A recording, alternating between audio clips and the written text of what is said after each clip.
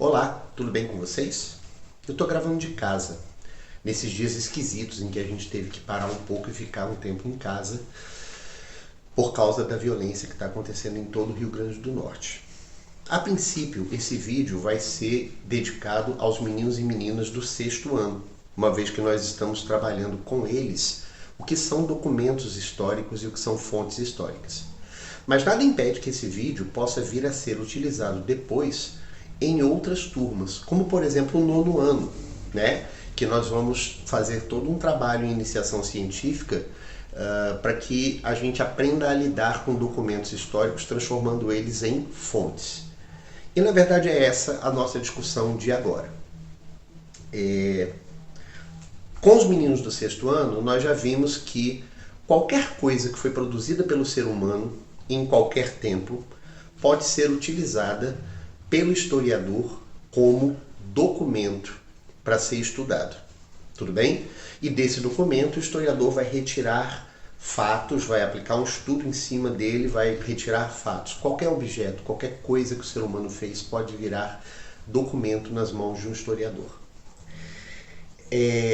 Por outro lado, eu quero hoje fazer uma separação entre o que pode ser o uso de um objeto antigo como documento para o historiador e o uso desse mesmo objeto antigo como objeto de memória.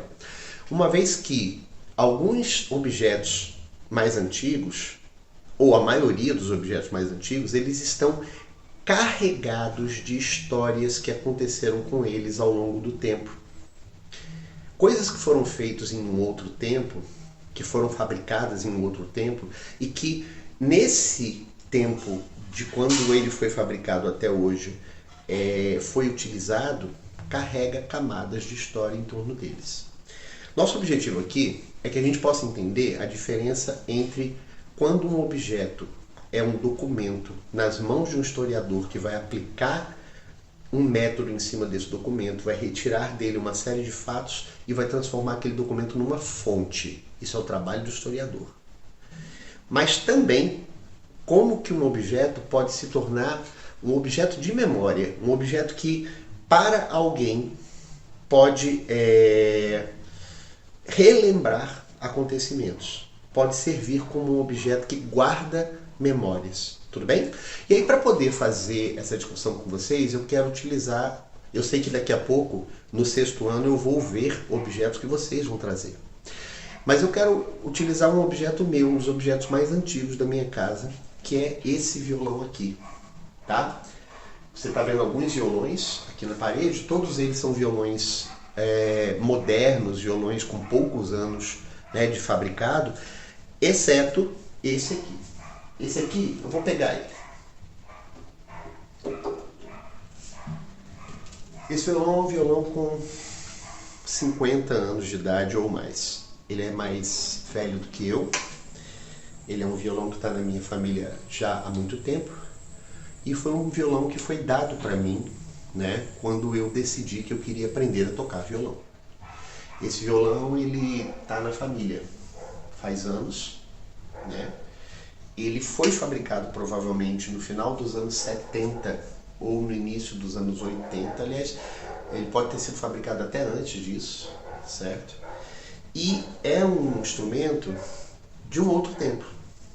É um instrumento de um tempo em que no Brasil não existia, por exemplo, importação de materiais e de objetos. Ou seja, um objeto que era vendido no Brasil tinha que ser fabricado no Brasil.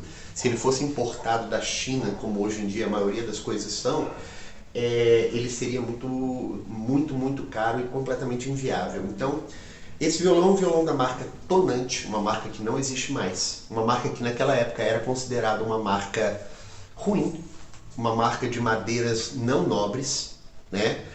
Só comprava um violão Tonante quem não tinha dinheiro para comprar um violão de rico, e aí comprava um violão simples, que era esse aqui. Por causa disso, as madeiras dele não são madeiras nobres, também não são madeiras importadas. Por exemplo, esse violão aqui, ele é um violão bem moderno, um violão de 3 anos de idade. Toda a madeira dele foi feita a partir de um mogno africano chamado sapelê, E ele foi todo fabricado na China, enquanto que a empresa que fabrica ele é dos Estados Unidos. Ok, esse aqui não, é 100% brasileiro e sabe Deus que madeira é essa. Não dá para saber. Eram outros tempos, era uma outra forma de fabricar. Também a concepção do violão. Esse é um violão que é tido como um violão folclórico, tipo o violão do Miguel, do filme que a gente viu, do Viva. Tá? É um violão de caixa muito grande, ele é exageradamente grande, para poder ter um som forte.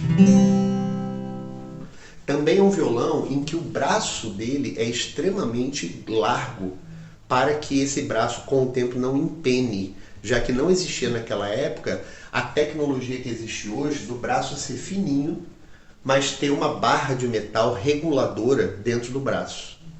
Então, existem muitas coisas nesse documento, né, nesse artefato, que nos dá pistas de como eram feitos os instrumentos num tempo passado, num tempo diferente do de hoje. Tudo bem? Só que tem um detalhe, esse instrumento, ele é um instrumento que, como eu disse, foi passado para mim, né, pela família, quando eu decidi aprender a tocar violão. Foi o meu primeiro violão, o primeiro violão com o qual eu toquei. Passei a adolescência toda tocando nele, levei para acampamento, levei para praia, dei queda, ele quebrou, ele ficou faltando pedaço. E ele passou muitos anos num porão aqui de casa. E quando eu fui procurar ele estava totalmente apodrecido, a madeira toda podre, faltando pedaço aqui assim, quebrado. Estava pronto para jogar fora e eu fiquei com pena de jogar fora e eu decidi reformá-lo eu mesmo. Então eu usei anilina de bolo para fazer essa pintura. Ele sempre foi cor de laranja, eu quis manter esse cor de laranja estranho, né? Tanto atrás quanto na frente. Eu usei verniz de carro, de pintar automóvel, para fazer o acabamento e dar esse brilho. Eu refiz o braço dele, eu refiz as peças de metal, colocando em dourado, refiz meu violão todo e acabei recriando, ressuscitando esse violão de 50 anos de idade, tá? Que hoje está comigo, está funcionando, né? Tá bacana, mas é muito antigo. E é totalmente diferente da concepção de outros violões bem mais modernos. Bom, a minha pergunta para vocês é, com essa explicação que eu dei, eu não vou explicar agora, eu só quero que vocês pensem sobre isso. Em que medida este objeto poderia ser utilizado por um historiador como documento, tá? Que vai ser estudado, que vai virar fonte numa pesquisa profissional de história. Mas também, em que momento que esse objeto pode servir de objeto de memória? Para quem esse objeto pode servir como um objeto de memória? O que faz dele um objeto de memória, né, para alguém? Para mim, por exemplo. Certo? Isso é a pergunta que eu quero já provocar vocês para poder fazer vocês separarem uma coisa da outra. Pegando carona nisso, eu tinha dito para vocês que esse é um violão folclórico. Era assim que ele era chamado nos anos 70. Ele era vendido assim. Muito parecido com a concepção daquele violão do Miguel, do filme que nós vimos, né? Eu tinha dito para vocês que o filme da Pixar, o Viva, a Vida é uma Festa, ele é tão cuidadoso que ele, quando fez o menino tocar o violão, ele fez os dedos estarem exatamente na posição que tinha que estar para produzir o som. E aí eu tinha falado para vocês que eu fiz essa brincadeira aqui em casa. Eu peguei as posições que são tocadas no filme Viva é uma Festa e toquei no violão, né? Para ver se saía uma música igual. E essa é uma outra questão, uma questão já ligada ao que nós estamos fazendo em linguagens artísticas, certo? Mas eu vou mostrar para vocês, tá? Eu vou deixar só agora no finalzinho uma palhinha de como que ficou tocado num violão parecido com aquele do filme, não fisicamente, porque é outra cor, mas a concepção é parecida. Como é que ficou a música do filme imitando as posições do filme, tá bom? Então, deem uma olhada nisso, vejam como que ele inclusive está vivo e está funcionando, né, e funciona bem.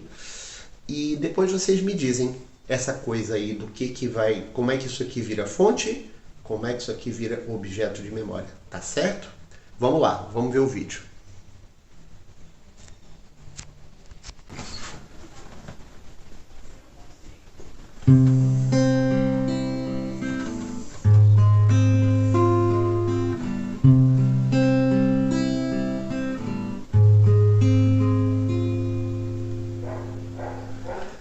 Lembre de mim, hoje eu tenho que partir.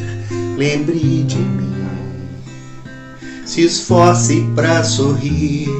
Não importa a distância, nunca vou te esquecer.